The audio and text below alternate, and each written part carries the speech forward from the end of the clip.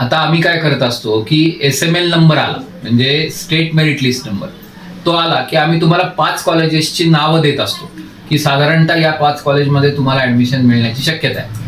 आणि मग ते 5 कॉलेजेस तुम्हाला पूर्ण माहिती त्याच्यातली पाहिजे की त्याचं फीज काय आहे, त्याचं एज्युकेशनल क्वालिटी काय आहे, इन्फ्रास्ट्रक्चर कसं आहे, आणि मग ही सगळी माहिती आम्ही तुम्हाला पुरवत असतो.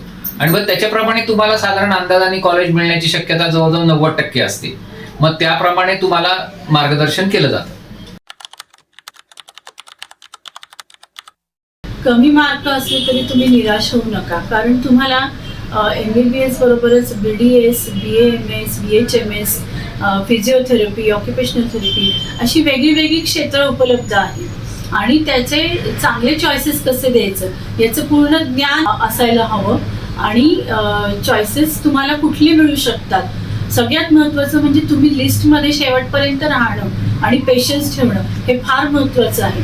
कारण एखाद्या वेळेस कुठलं तरी सीट रिकामं होऊ शकतं आणि आपल्याला ते सीट मिळू शकतं. ते गव्हर्नमेंट कॉलेजसुद्धा असू शकतं, चांगल्या कॉलेजचं असू शकतं आणि हा फायदा आपल्याला निश्चित होतो.